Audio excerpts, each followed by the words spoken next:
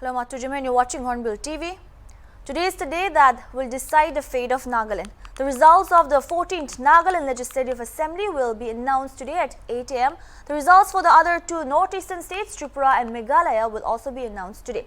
This year in the state, around 13.15 lakh voters exercised their franchise with a voter turnout of 83.36% as on 27th February. However, there were repolls at 4 polling stations across Nagaland. This year, 13 political parties filed their candidates for the big fight. We saw the entrance of many new political parties joining the race. Talking about the 2018 elections that put BJP-NDPP alliance to form the government in the state, around 86.65 voters casted their votes. Here we could see that the number of voters this year was slightly lower than the previous election. This year's election came with a lot of pre-poll as well as post-poll violence reported from all over the state and also reported 2 poll-related deaths. Repolls were demanded in many constituencies. However, repoll was announced for only 4 polling stations across the state. According to 2023 exit polls, the BJP-NDPP alliance is likely to retain their spot and form the government again this year. Hornbill TV has been covering the 2023 general elections extensively.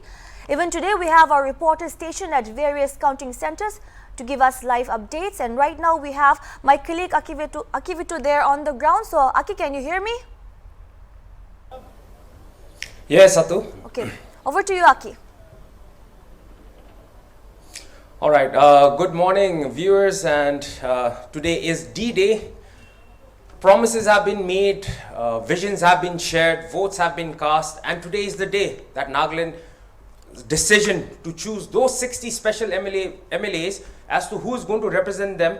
So that is yet to be seen. But yes, today it's already 8 am. So the official vote counting is officially started. And today I'm here at DC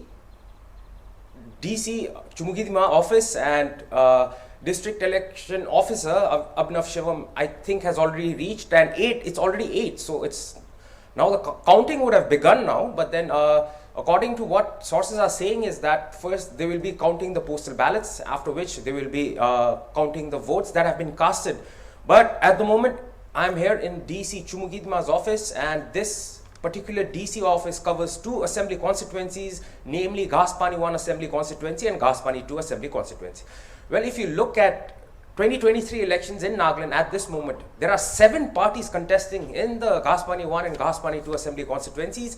Well, in Gaspani 1, we've seen old faces with new parties, and also in Gaspani 2, we've seen new parties with new faces, and also an old party with an old face, and also sitting MLA from Gaspani 2, Jalio, who belongs to the National Democratic Progressive Party. Well, the fate of all the candidates here are going to be decided today. Initially Gaspani saw 5 intending candidates, out of which the NPF candidate Vika I backed out just a few days before the February 27 polls. But then there were 4 proper candidates from Gaspani 1, and that was the sitting MLA of Gaspani 1, BJP Minister, PhD Minister, Mr. Jacob Jimomi, who was representing the Bharatiya Janata Party. Then you've got Imsumonga, who represented the JDU. Then you've got Akavi, who represented the Indian National Congress, and you've got an independent Pushka Aumi, who fought this election as an independent candidate. Well, that was from Gaspani 1. Well, in Gaspani 2, there was another big battle where the sitting MLA, NDPP MLA Jalio, who contested this time too from the NDPP ticket, saw challengers from the RPI, or rather the Republican Party of India, Athwale, Kashto Jimomi, and also from the LJP, Lok Janshakti Party, we saw Kito Rotoka, who contested this election from the Gaspani 2.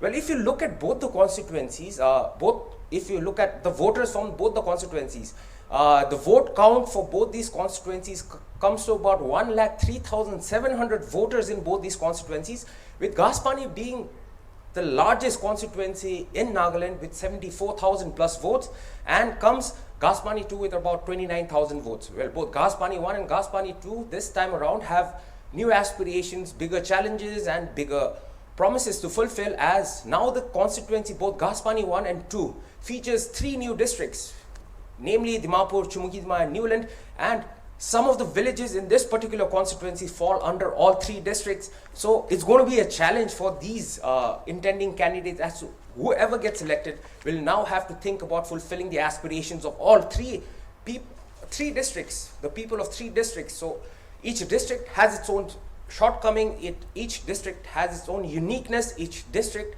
has its own capabilities, and each district has its own potential.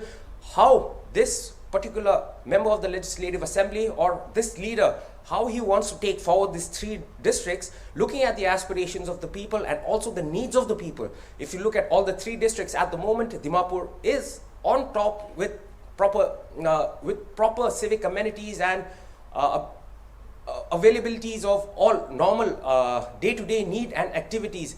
If you look at Chumu has always been an ultra-urban area where you've seen an amalgamation of different tribes of people, and it's Newland district that actually would be on the third seat with a lot of sectors that need to be developed. But yes, it's looking bright because now that they've got the district, they've got the funds, they've got a deputy commissioner, and being a district itself, they can concentrate on themselves properly rather than being sidelined as always.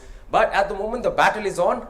If you look at Gaspani 1, you've seen the battle is between the BJP versus the Indian National Congress, the Janta Dal United, and also an independent candidate. In Gaspani 2, it's a three-way battle. That's between Jale Rio of the NDPP, the RPI, Republican Party of India, Athwale, and also the Lok Janshakti Party's candidate, Kito Rotoga. So there are three fates of these three candidates will be decided today.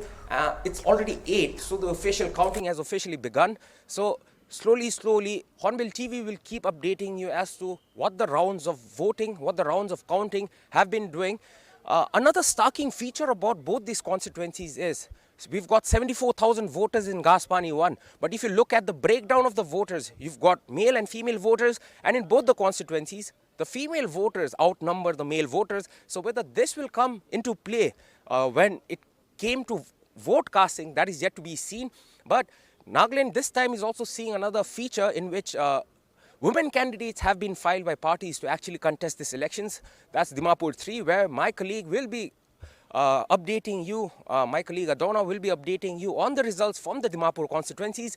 But yes, there are 4 female candidates that have been put up to fight in 4 assembly constituencies. We've got 1 representative from the Dimapur 3 assembly constituency, Hekani Jakhalu from the NDPP party.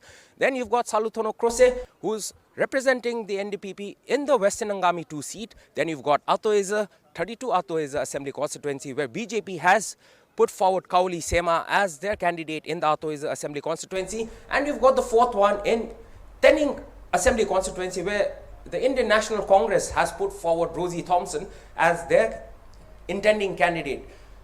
The votes, Nagaland on 27th of Feb saw a voter turnout of about 83%, which was slightly lower than the 2018 margin of 85%. So the voters turnout might have decreased a bit, but then in various assembly constituencies on the 27th of Feb, when Hornbill TV covered it, we saw a lot of representation from the youth, and also they came out in numbers, and also we saw a lot of first-time voters actually exercising their adult franchisee and also exercising their right to actually elect a leader on their own. Well, there were few incidents of pre-poll violence, but then Nagaland has been rocked by post-poll violence, especially in the eastern Nagaland sector, where yesterday Hornbill TV reported that a man lost his life in Noklak district. But yes, everything is over. The elections are now completely over. And now today is the counting day. Today is the D-Day. And today we'll see what Nagaland has decided and who Nagaland has decided to represent us for the next 5 years in the Nagaland Legislative Assembly. Today is going to be the main result. You told me you were talking about the entrance of new political parties there in that constituency as well, and even in Nagaland as a whole, we have so many new political parties that made their entrance for the race for the throne this time. So and we also had many regional parties from outside making their entrance here. So tell me more about that, their impact, and also how was their wave here in Nagaland this election? All right, so Atu, basically, like I just told you a while back, well, in this particular two constituencies, we've got 7 political parties where we've got representation from the ruling NDPP and the BJP too. Then you've got new entrants like the Republican Party of India, Athwale, which is basically a party from Maharashtra that has just entered into Nagaland and it's giving its debut elections in Nagaland. We've also seen the JDU participating in this particular elections, and the Janata Dal United is a regional party from Bihar, and also you've got another Bihar party, the Lok Janshakti party, that is also sitting and is an intending candidate from the Ghas-Pani too.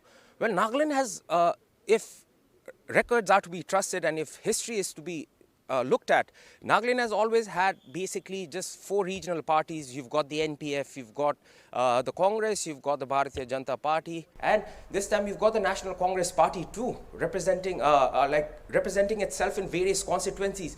So this 2023 elections has seen a wide variety of political parties entering its fray and also trying to make a debut in Nagaland and also trying to give the Naga people a taste of its political ideology, which sadly, which Nagaland really needs one, but part of its ideology and also what the party represents, they have come here with the hope, with that positive hope that their party can also bring about a change in Nagas and that Naga should start trusting these parties. So we've got the very old Indian National Congress party also being represented by Akavi in Ghas-Pani 1. So if you look at the ranges of political parties entering this Nagaland, it's quite amusing and amazing that this particular political party also thought positively that they can come to Nagaland and also represent the people of Nagaland and their visions and also fulfill some of the promises and expectations that Nagas have.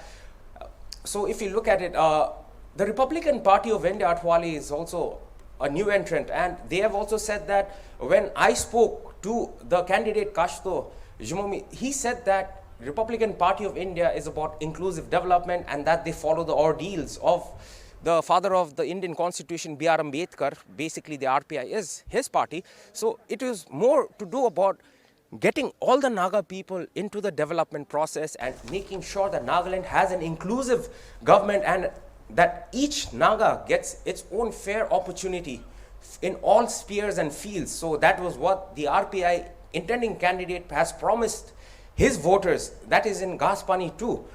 So the other starking feature in this election is also how these political parties, especially the new entrants, have been able to penetrate Nagaland. If you look at the eastern sector, you've seen a lot. You've even got a Communist Party of India, a candidate who is representing in the Mon district.